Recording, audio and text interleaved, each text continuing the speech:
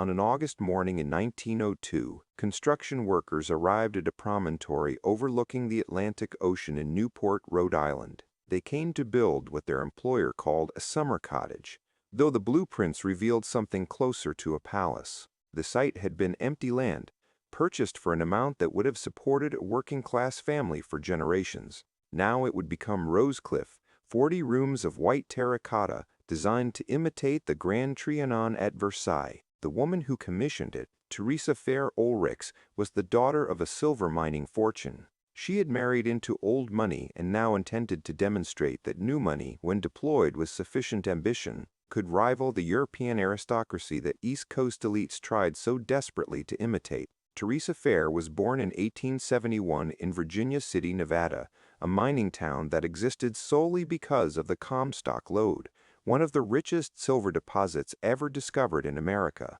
Her father, James Graham Fair, had arrived in Nevada with nothing and became a millionaire through a combination of mining expertise, ruthless business practices, and timing that aligned with the silver boom.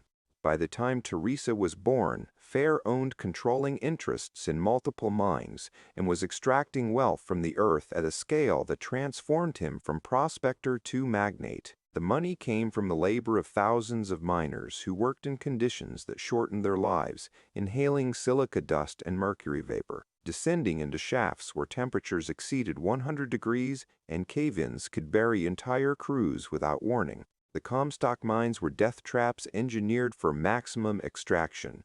Workers were paid by the shift and could be fired for refusing assignments deemed too dangerous. The injured received no compensation. The widows of men killed in collapses were given nothing beyond the expectation that they find other means of survival. James Fair accumulated his fortune by paying the lowest wages the market would bear and spending nothing on safety measures that would reduce profits. When miners attempted to organize for better conditions, Fair and the other mine owners hired private security forces to break strikes with violence that was swift and absolute. The workers who extracted the silver that built the Fair fortune are nameless in the historical record. Their suffering was the foundation on which Theresa Fair's life was constructed, but the connection between those mine shafts in Nevada and the ballroom in Newport was carefully obscured. Theresa married Herman Oelrichs in 1890. The Oelrichs family represented old New York money, the kind that came from shipping and real estate rather than mining, which gave it a patina of respectability that new fortunes lacked. The marriage was strategic on both sides. Herman needed Theresa's father's money to maintain the lifestyle his name suggested, but his actual assets could not support. Theresa needed the social access that the Oelrichs name provided. New money, no matter how vast, was still viewed with suspicion by the families who had been wealthy for generations. They needed each other to ascend the rigid hierarchy of Gilded Age society, where bloodline and fortune were both required, but neither alone was sufficient. Newport in the 1890s was becoming the summer capital of American wealth. The families who controlled banking, railroads, steel, and shipping built estates along the rocky coastline, each trying to surpass the previous in scale and grandeur. The houses were called cottages in an act of linguistic irony that only the very rich could maintain with a straight face. These cottages had ballrooms that could accommodate hundreds, servants' quarters that housed staffs of dozens, and grounds that required full-time gardeners to maintain. The point was not comfort or even beauty, though beauty was pursued obsessively. The point was demonstration. Each mansion was a declaration of power, a physical manifestation of the owner's position in the hierarchy, a monument that communicated wealth in a language everyone understood. Theresa hired Stanford White, the most famous architect in America, to design Rosecliff. White had designed buildings for the Vanderbilts, the Astors, and other families at the apex of American society. His fee was extraordinary, but his name carried weight that justified the cost. White understood that his wealthy clients were not buying architecture so much as buying legitimacy. A Stanford White house said something about the owner that no amount of money could say on its own. It said they had arrived. It said they belonged. It said their wealth was not just vast but refined, not just powerful but cultured. White designed Rosecliff to make exactly those claims. The house was modeled on the Grand Trianon, the palace Louis XV built at Versailles for his mistress. The reference was intentional and layered with meaning. It connected the Oelrichs to European royalty, suggesting that their wealth placed them in a category equivalent to kings. It also connected them to France specifically, which American elites viewed as the pinnacle of culture and sophistication. To build a house modeled on Versailles was to claim membership in a transatlantic aristocracy that transcended national boundaries. The fact that the Grand Trianon was itself an exercise in excess, built by an absolute monarch who was overthrown by revolution, apparently did not concern anyone involved in the project. Construction began in 1899 and continued for 3 years. The workers who built Rosecliff were immigrant laborers, primarily Italian and Irish stonemasons, carpenters, and plasterers. They lived in Newport or commuted from Providence, working 6 days a week for wages that barely covered rent and food. The work was skilled, requiring techniques passed down through generations, but the men who possessed those skills were treated as interchangeable.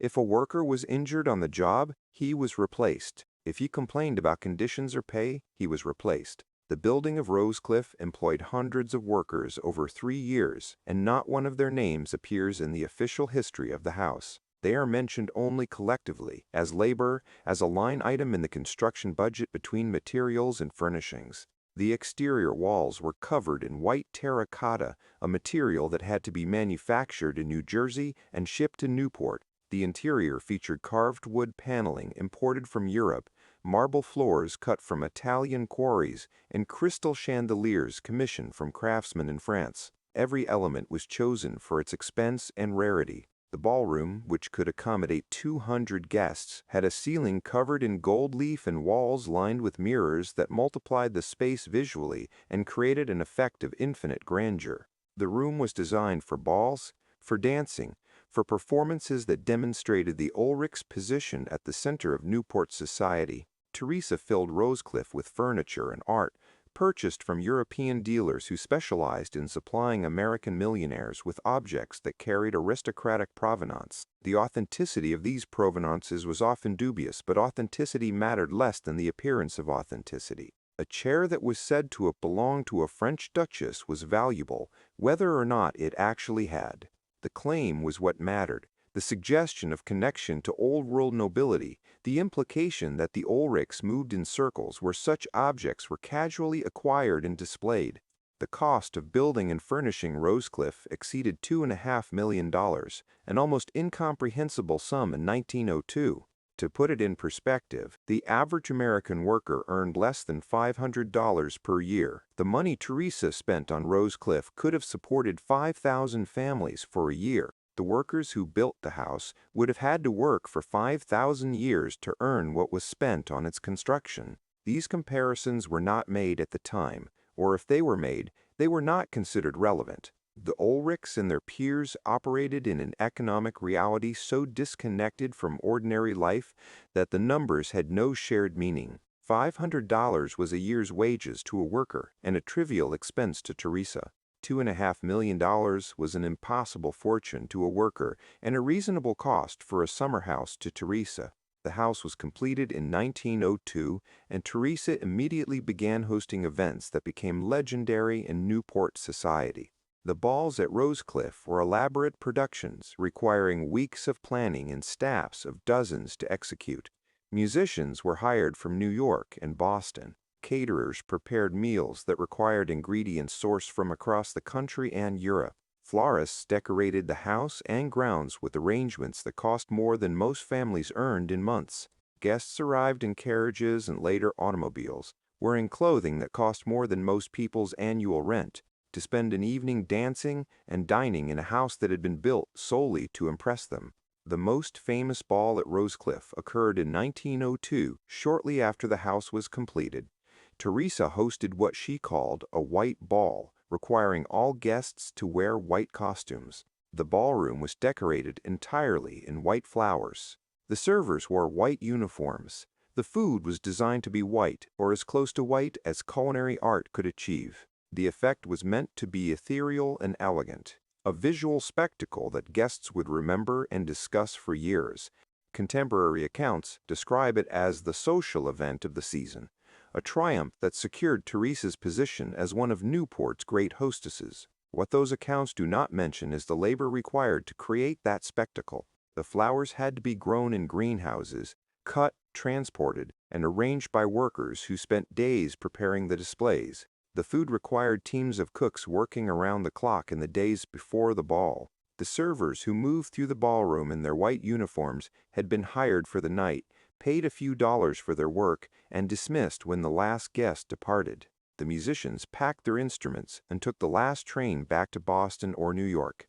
The cleanup began before sunrise, with workers removing every trace of the ball so that the house could return to its daily state of readiness for the next performance. The staff required to maintain Rosecliff numbered over 30 people during the summer season when the Oelrichs were in residence. Maids cleaned the 40 rooms daily, dusting surfaces, polishing fixtures, and maintaining a standard of cleanliness that was never visible because it was never allowed to lapse. Cooks prepared meals in kitchens located in the basement, out of sight from the family and guests.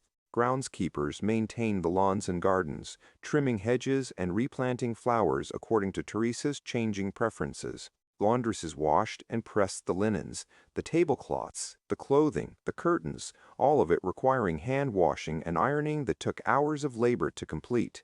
These workers lived in the servants' quarters, small rooms on the upper floors or in separate buildings on the property. They worked 6.5 days per week, with Sunday afternoon off if their duties were completed. They were paid wages that were considered generous for domestic service, but that still left them financially precarious, one illness or injury away from destitution. They were expected to be invisible, to move through the house completing their tasks without being seen or heard by the family or guests. The art of service in a house like Rosecliff was the art of disappearance, of creating the illusion that the house maintained itself. That comfort and cleanliness simply existed without effort or labor. The Oelrichs spent summers at Rosecliff and winters in New York, following the social calendar that dictated where wealthy families were expected to be and when. The house sat empty for 8 months of the year, maintained by a skeleton staff who ensured it was ready whenever the family decided to arrive. The cost of maintaining an empty house for most of the year was substantial, but it was necessary. To not maintain a Newport cottage would be to signal financial decline, and the appearance of wealth was as important as wealth itself. Herman Oelrichs died in 1906, only 4 years after Rosecliff was completed. He was 46 years old, dead from complications related to alcoholism and the stress of managing the social and financial obligations that came with marrying into the fair fortune. Theresa was left a widow at 35, wealthy beyond measure, but also trapped in a role that required her to continue performing the social rituals that had defined her marriage. She continued hosting balls at Rosecliff, continued appearing at the expected events, continued maintaining the house and the lifestyle it represented. The money that sustained Rosecliff came from the silver mines in Nevada, and by the early 20th century, those mines were beginning to decline. The richest deposits had been exhausted. The remaining silver was deeper and more expensive to extract. The mines that had produced millions were now producing thousands, and the cost of extraction was rising while the value of silver was falling. James Fair had died in 1894, and his fortune was divided among his children. Theresa's share was enormous, but it was not infinite. The income from the mines was declining, and the expenses of maintaining Rosecliff and the New York house and the staff and the lifestyle were constant. Theresa began selling assets. Paintings and furniture that had been purchased to fill Rosecliff were quietly sold to dealers who resold them to other wealthy collectors. The sales were discreet, conducted through intermediaries, because to sell openly would be to admit financial difficulty, and financial difficulty was socially fatal. The appearance of wealth had to be maintained even as the actual wealth diminished. The house continued to be maintained, the balls continued to be hosted, the performance continued, but behind the scenes, the foundation was eroding. The decline was gradual enough that it could be hidden from public view. Theresa was skilled at managing appearances, at projecting confidence and stability, while privately making the compromises necessary to sustain the illusion. She reduced staff, but not so much that service noticeably suffered. She hosted fewer balls, but made the ones she did host more elaborate to compensate. She rented Rosecliff to other families during summers when she was traveling, generating income while maintaining the fiction that the house was simply not being used because the family had other commitments. The workers who maintained Rosecliff understood the reality better than most. They saw the economies, the reductions, the small signs of financial pressure that Theresa tried to hide. A broken fixture that was repaired rather than replaced. A garden redesigned to require less maintenance. Meals that were elegant but less expensive than they had been. The staff knew, but they said nothing because their employment depended on discretion. To reveal the Oelrichs' financial difficulties would be to betray the family, and betrayal meant dismissal without reference, which meant unemployment in an economy that offered limited options for domestic workers whose skills were specific to wealthy households. The social purpose of Rosecliff had always been fragile, built on a consensus among Newport's elite families about who belonged and who did not. Theresa's position had been secured by her father's fortune and her marriage to Herman, but both of those sources of legitimacy were weakening. Her father was dead, the fortune was declining, and Herman was gone. She was a widow, which gave her a certain social flexibility, but also marked her as someone outside the normal hierarchy. She could not remarry without risking her position, but remaining unmarried meant she had no male protector in a social structure built around couples. Theresa navigated this impossible situation with skill and determination. She cultivated younger members of Newport society, becoming a mentor and sponsor to the next generation. She aligned herself with cultural institutions, supporting museums and orchestras and libraries, activities that were respected and expected of wealthy women. She maintained friendships with the most powerful families, while carefully avoiding conflicts or controversies that might diminish her standing. The work was constant and exhausting, a performance that required her to be always on, always aware, always calculating the social implications of every action. The First World War disrupted Newport society in ways that were subtle but significant. Many of the young men from elite families enlisted or were commissioned as officers. The social calendar was curtailed out of respect for the seriousness of the moment. Balls seemed inappropriate when Americans were dying in France. The summer of 1917 saw Rosecliff quieter than it had been since it was built. Theresa hosted smaller gatherings, dinners rather than balls, events that acknowledged the war without dwelling on it. The house that had been designed for spectacle now served a more subdued function, but it still served. It still demonstrated Theresa's position, still fulfilled its purpose, even as that purpose was evolving. After the war, Newport society attempted to return to its pre-war rhythms, but the world had changed in ways that made complete restoration impossible. The income tax, which had been modest before the war, was now substantial, affecting even the very wealthy. The cultural mood had shifted. The excess that had been celebrated before the war now seemed distasteful to some, a reminder of inequalities that had contributed to the social tensions that produced the war. The younger generation that returned from Europe had seen death on a scale that made Newport's elaborate rituals feel hollow. They participated because participation was expected, but the enthusiasm was diminished. Theresa continued hosting events at Rosecliff through the 1920s, but the character of those events changed. The balls became less frequent, replaced by smaller dinners and garden parties. The guest list contracted. The performances became more intimate but also more forced, as though everyone involved understood they were maintaining a tradition that no longer quite fit the moment. The house that had been built to showcase power and wealth now felt like a museum, a relic of an era that was ending even as people tried to pretend it would continue forever. The stock market crash of 1929 and the subsequent depression destroyed what remained of the social world that Rosecliff had been built to serve. Fortunes that had seemed permanent evaporated. Families that had been wealthy for generations were suddenly facing financial ruin. The summer colony in Newport contracted as families sold their cottages or simply abandoned them, unable to afford the costs of maintenance.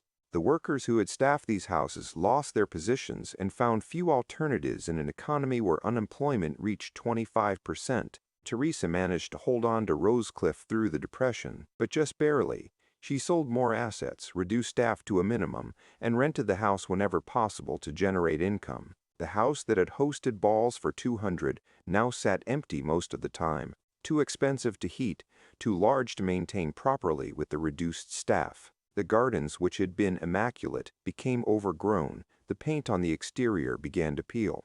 The terracotta that had been so carefully chosen for its brilliance started to show the effects of salt air and neglect. The house was decaying, slowly but visibly, a physical manifestation of the economic and social forces that had ended the Gilded Age. Theresa died in 1926 before the worst of the Depression, which perhaps spared her from seeing the complete dissolution of the world she had worked so hard to be part of. Rosecliff passed to her heirs, who lacked both the money and the inclination to maintain it. The house was sold in 1941 to a couple who attempted to restore it, but the restoration was partial and incomplete. The ballroom remained magnificent, but many of the other rooms were closed off, their furnishings sold or placed in storage. The house that had been designed as a complete work of art was now fragmented, with only the most impressive spaces maintained while the rest deteriorated. The house changed hands several times over the following decades, each owner attempting to find some use for a structure that was too large for a private residence and too expensive to maintain as a museum. It served briefly as a private club, then as a venue for weddings and events, then sat empty again when those ventures proved financially unsustainable. The problem was fundamental. Rosecliff had been built for a specific purpose, to serve as a setting for social performances that no longer occurred. Without that purpose, the house was just 40 expensive rooms that required constant maintenance but generated no income. In 1971, Rosecliff was purchased by the Preservation Society of Newport County, a nonprofit organization dedicated to preserving the Gilded Age cottages that had been abandoned or threatened with demolition.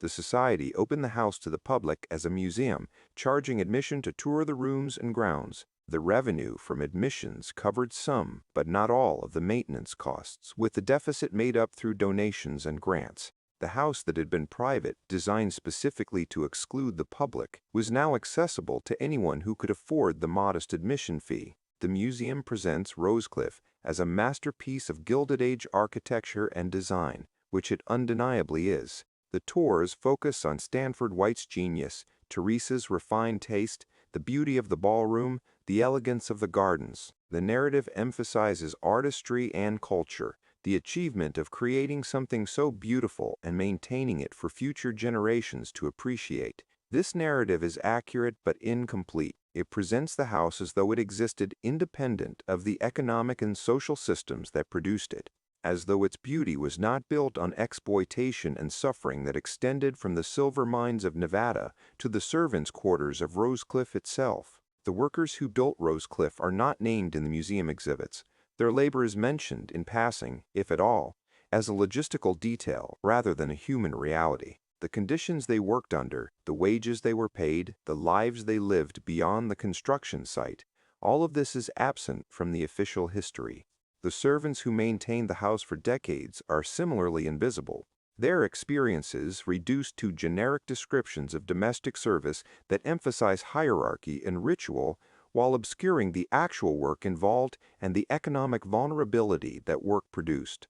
The silver miners whose labor generated the fortune that paid for Rosecliff might as well not have existed according to the museum's interpretation. The connection between the Comstock Lode and the ballroom at Rosecliff is never made explicit. Theresa is presented as the daughter of a successful businessman with no examination of how that success was achieved or at what human cost. The violence used to suppress labor organizing in the Nevada mines, the deaths from industrial accidents and occupational disease, the poverty that miners and their families endured despite working in some of the richest silver deposits ever discovered, all of this is erased in favor of a narrative that focuses on beauty and culture. This erasure is not accidental, it is structural, built into how institutions like the Preservation Society understand their mission. They exist to preserve architecture and decorative arts, not to interrogate the social systems that produce them. They want visitors to appreciate beauty, not to feel complicit in exploitation. They need donors who identify with the Gilded Age elite, who see themselves as inheritors of that tradition of refined taste and cultural achievement. To emphasize the exploitation that funded these houses would alienate the very people whose support makes preservation possible, but the erasure comes at a cost. It produces a distorted history that presents wealth as though it were earned through talent and refined taste, rather than through systematic extraction of value from workers who had no choice but to accept whatever terms were offered. It presents houses like Rosecliff as cultural achievements, separate from economic realities, as though beauty and exploitation existed in different categories that never touched. It teaches visitors to admire grandeur without questioning how it was created or who paid the actual price. The current value of Rosecliff as a museum property is difficult to calculate, but certainly in the tens of millions of dollars. The land alone, oceanfront property in Newport, would command an extraordinary price if sold for development. The house itself, as a National Historic Landmark, generates tourism revenue for Newport and contributes to the city's economy. These economic benefits are real and significant, but they flow to the city and to business owners, not to the descendants of the workers who built the house or the miners who extracted the silver that paid for it. The value that was created through their labor has been captured by others, as it always was. The visitors who tour Rosecliff today come from around the world. They photograph the ballroom, admire the gardens, purchase souvenirs in the gift shop. They leave impressed by the beauty and scale of the house, perhaps with some awareness that this was how the very wealthy lived in the Gilded Age. Most of them do not think about the workers who made that life possible, because the museum does not encourage that thinking. The narrative is about achievement and artistry, not about labor and exploitation. The house is presented as a monument to human creativity and ambition, not as evidence of economic systems that concentrated wealth at levels that are difficult to comprehend or justify. The house will likely stand for many more decades, perhaps centuries. The Preservation Society is committed to maintaining it, and the revenue from tourism appears sufficient to cover ongoing costs with some external support. Future generations will visit Rosecliff and admire Stanford White's design and the beauty of the interiors. They will take photographs that emphasize the grandeur while cropping out the context. They will leave without understanding that every element of that beauty was purchased with money extracted from workers who lived and died without ever experiencing anything like the luxury they here produced for others. This is the story of Rosecliff that is rarely told. Not the story of Theresa's social triumphs or Stanford White's architectural genius, both of which are true and well documented, but the story of how that triumph and genius were made possible, of the workers who were used and discarded, of the miners who died in Nevada so that a ballroom in Newport could be covered in gold leaf. The house is beautiful, undeniably so, but the beauty is built on foundations that are far darker than the white terracotta exterior suggests. Both things are true, and both need to be said if we are to understand what houses like Rosecliff actually represent. If you stayed through this examination of how American grandeur was built on the backs of forgotten workers, I appreciate your time and attention. If you find value in searing power, the carefully maintained facade to the human cost underneath, I'd be grateful for a like it helps others discover these stories that institutions prefer to leave untold. And if there's another monument to wealth whose hidden history deserves investigation, let me know in the comments. These stories matter because they reveal how inequality is not an accident but a system, carefully constructed and maintained by those who benefit from ensuring we see only the surface.